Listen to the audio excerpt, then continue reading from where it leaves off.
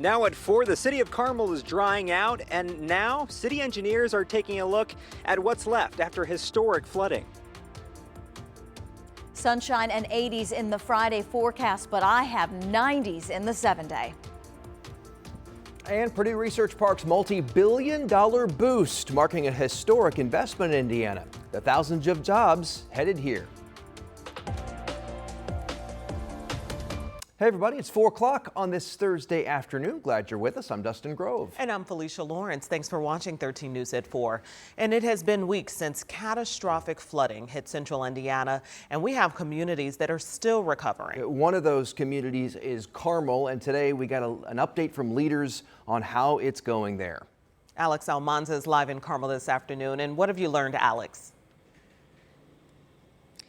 Hey there. Well, city staff and engineers gave 13 News a tour of the now dry canyon here near Hazeldale Parkway and the bridge where you must have saw a video of that historic flooding and all that water kind of taking parts of the bridge apart and really just collapsing it. But we got a close look at the damage that was left behind. The bridge partially collapsed, and right now it's just kind of a dry area now, and you can kind of see in the distance where that bridge collapsed. It could be closed off for at least a year so crews can work on rebuilding. But the biggest, most immediate task is reconnecting a huge drainage pipe and getting local wells back online. Yeah, really, I think the most important thing for us right now, probably the emergent need, is to get that 30-inch line connected again, right? Because those 3 wells are high-producing wells. Summertime, it's hot, it's dry. People use a lot of water in the summertime. So we need those back online. I think the rest then becomes an effort with the county, Martin Marietta, as we look to where's the creek gonna flow again? How are we gonna rebuild it? Yeah, and it is a massive effort to rebuild and really trying to figure out how to get those drainage pipes back online, like you said, like we heard from the engineer, and really just kind of figuring out, okay, now that all this damage is done, how do we get the money to do that? Well, we also heard from the President Trump administration of the approval of a major disaster declaration, which secures direct federal dollars that will help rebuild and a lot of this cleanup effort that's really going to be going on. But in terms of the bridge, it's going to be closed for quite some time, at least a year, maybe even 2 years. So that's the update that we heard from now. At 4 o'clock, we're going to also kind of dive into what that effort looks like. And, it's still going to be quite some time.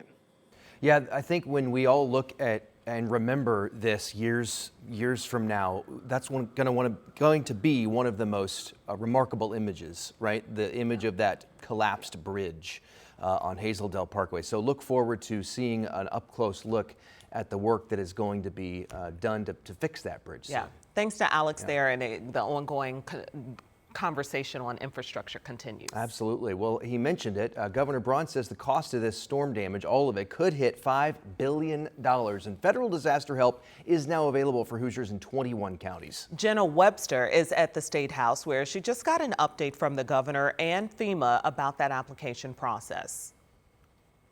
In less than 2 days, FEMA says 13,000 people have already applied for help. You have 60 days to do so, so October 25th is going to be that deadline. Here are 3 things you need to know about that application process. First, if you have insurance, file that claim first. FEMA can help with uninsured needs like temporary housing, serious home damage, or lost property. The second, even if you already applied for state disaster relief, the federal disaster assistance is an entirely different thing. So you'll need to apply separately with FEMA. A FEMA representative says the $5,000 from the state might be able to help with things that FEMA can't. The FEMA grant can make the resident, the home, secure and safe, but it will never be as robust as full insurance coverage. And we know that's sometimes a challenge. The third thing you should know, there's not an exact timeline for when your application will be approved and money is sent. They say the goal is to be as quick as possible. If you need help applying, there's going to be FEMA representatives in Muncie and Broad Ripple on Friday and Saturday, in Anderson on Monday and Tuesday, and then Pendleton Wednesday and Thursday next week. All those locations and times on our website right now, WTHR.com. At the State House, Jenna Webster, 13 News. Jenna, thank you. This afternoon, we heard from a state lawmaker who's calling for NIPSCO, the power company for Northern Indiana, to credit all the customers who've been without power the last 2 weeks from those storms. Hundreds of thousands were in the dark at the height of the outage there in northwest Indiana. Representative Chuck Mosley wants NIPSCO to give customers 100% credit on their next bill every day for every day that they went without power, and that includes delivery charges and fixed fees. We'll put a statement up here on the screen. He said, the people of the 10th House District have sent a message loud and clear to NIPSCO. They expect a 100% credit for every day they went without service due to the lack of planning by NIPSCO. The statement goes on to say, NIPSCO didn't create the storm, but the ratepayers of the 10th District believe NIPSCO helped create the chaos. Stop being responsible to the shareholders, start being responsible to the ratepayers, and stop treating us like an ATM. Strong words there from State Rep Chuck Mosley up there in northwest Indiana. All right, and we're focused on weather here in central Indiana. A beautiful sunshiny day, very, very comfortable outside, and these temperatures will be creeping up. Yeah, the humidity's kind of creeping up too. It's climbing. We're going to get one more comfortable day, and that will be tomorrow. Okay. Morning temperatures close to 60, sunshine and warm, low 80s, but we've got some 90s in the 7-day. Ooh. Yes, little return of summer. Summer's not over. Alicia's going to be just fine with that. Yep, Yes. I'm okay. She's not ready to pull that coat out yet. Good news here on the satellite and radar. Our storms from yesterday and last night are now along the East Coast, so we are in the clear.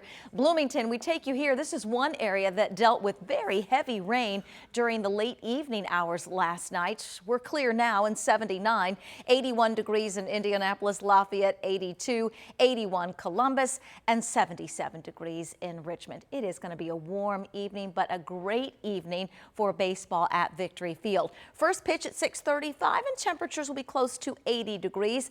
Friday for our kids at the bus stop tomorrow morning. Temperatures will be close to 60 degrees. Lunchtime, sunshine and 77. Mostly sunny as they head home. Happy, I'm sure, on a Friday with highs tomorrow in the low 80s. Expecting 82 in Indianapolis, 82 Kokomo, 81 Muncie, and 83 degrees in Columbus. Mention that 90-degree heat. It is expected to start on Sunday and last several days. A good part of next week, we're going to be dealing with high heat, high humidity. The temperatures go up. Here's some good news. The rain chances are near zero through at least Wednesday of next week. All right, thank you so much, Angela. Also, Rolls-Royce is investing $1 billion into its flagship production center here in Indianapolis. So this investment is going toward advanced manufacturing and testing facilities here in the state. Today, Rolls-Royce hosted a ribbon cutting at the flagship center.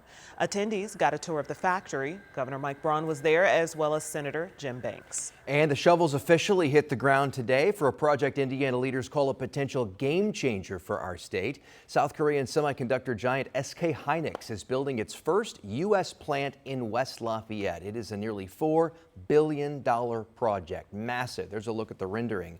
The company says it's going to create about 7,000 jobs and will help supply the technology that powers artificial intelligence. When we talked with Purdue interim president Mitch Daniels last month, he talked about this project and said he believes this industry really will define Indiana in the future, and that's why Purdue is creating programs for students to be prepared. In a technologically driven world, we think this is our moment and therefore our duty to produce as many such people and, by the way, as many of the new discoveries. Leaders say that's what drew them, the company, to West Lafayette in the first place. There's another reason this SK Hynix project is significant. The federal government is helping pay for it. The company got $458 million in CHIPS Act grants, up to $500 million in federal loans. It's part of a broader push to make the U.S. less dependent on overseas semiconductor production. Senator Todd Young, by the way, helped write that act.